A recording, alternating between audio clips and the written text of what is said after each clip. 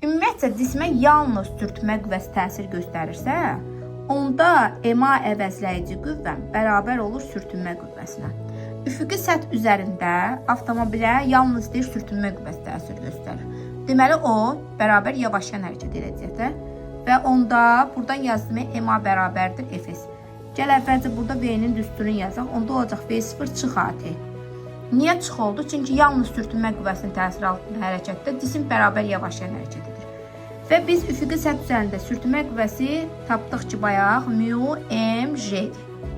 İndi orada EMA bərabərdir. EMA əvəzləyici qüvvəmizdir. Bizim yalnız sürtünmə qüvvəsi deyirsə, deməli bir dənə qüvvə təsir göstərir. Onda olur EMA bərabərdir mu mj'yə. Buradan m'lər ixtisar gedir, qalır A bərabərdir mu j. Bax, V-nin düsturunda gətirib A-nın yerinə yaza bilərsən. V0 çıx olacaq mu j t. Və yaxud da bərabər yavaşlayan hərəkətdə hələ ki S tormuz yazmayaq, S yazaq, gedilən yolu yazaq. S bərabərdir yavaşlayan hərəkəti. Bilir ki, V0 kvadratı çıx V kvadratı bölünsün 2A'dır. Buradan da A-nın yerinə yazıram. V0 kvadratı çıx V kvadratı bölünsün 2 mu j.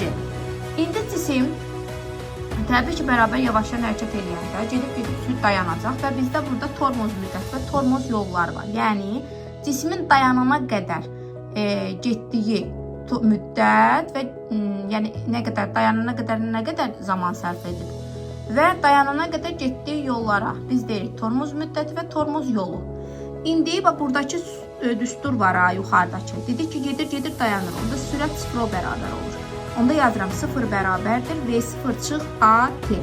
Buradan T-ni tapanda alıram ki, V0 bölünsün A. İndi nə edirəm? A-nın yerinə yazıram. V0 bölünsün, A-nın yerinə nə tapıram? Müj tapdım da. İndi hər tərəfi M-a vururam. M V0 bölünsün mu mj. Və biz bilirik ki, yəni irəliləyən vaxtlarda keçəcəyik bu haqda. P0 bərabərdir M V0 olduğunu bilirik. Y-kinetik 0 bərabərdir, bunları yazım. M V0 kvadratı bölünsün 2. Yəni başlanğıc kinetik enerji. Digər tərəfdən kinetik enerjinin digər bir düsturda var. O da bizə lazım olacaq. Ona görə yazıram onu da. P0 kvadratı bölünsün 2. İndi yuxarıdakı yazdığım düsturda var ha. Biz nə edirik? Dedik ki, MV0 bizdə nədir? P0'da yerinə qoyuram. P0 bölünsün. MMJ nədir? Fs'dir də. P0 bölünsün Fs.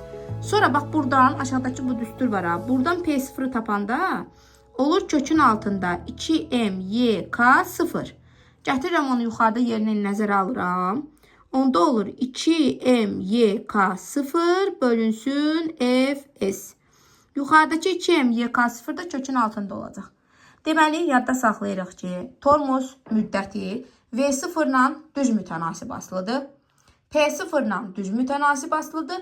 YK0 ilə isə kökaltı düz mütənasib asılıdır. Və digər tərəfdən T tormoz kütlədən asılı deyil.